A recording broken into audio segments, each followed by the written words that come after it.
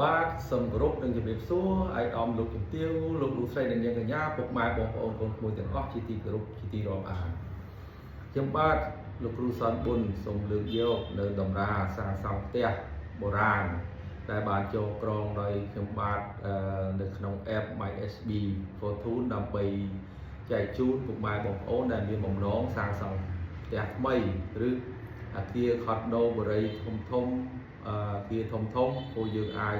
ជ្រើសរើសសាងសង់បានដែរការសាងសង់ផ្ទះឬក៏បរិយានេះគឺយើងផ្អែកទៅលើបើសិនជា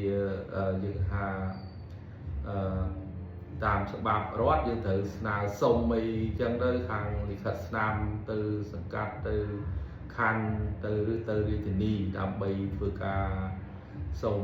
ការអនុញ្ញាតបាទហ្នឹងផ្នែកខាងច្បាប់ខាងអាហ្នឹងគេហៅថាផ្លូវលោកបាទតែចំពោះផ្លូវមើលមិនឃើញនោះគឺយើងត្រូវធ្វើពិធីដើម្បីក្រុងបលី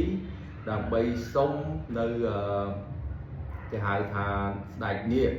បាទសុំស្ដេចនាគឬគេហៅថានាងហ៊ីងបធនីដើម្បីធ្វើការសាងសង់ផ្ទះនេះបាទចឹងដែរដើម្បីសាងសង់ផ្ទះថ្មីបានយើងត្រូវគិតគុណគូទៅលើអាយុមេផ្ទះអាយុមេផ្ទះនោះគឺជាអាយុរបស់ប្រពន្ធបាទព្រោះដោយសារពីដើមឡើយមកយើងត្រូវទុកបាទស្ត្រីជាធំ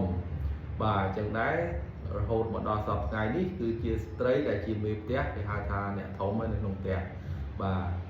ចឹងដែរយើងត្រូវយកអាយុរបស់គាត់ទៅចែកនឹង7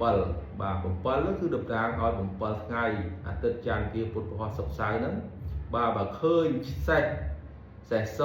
0ចែកដាច់មកឧទាហរណ៍49ចែកនឹង7អីចឹងអាហ្នឹងដាច់ត្រឹមអញ្ចឹងអាហ្នឹងអត់បានទេបាទចែកនឹង7នៅសល់សំណល់2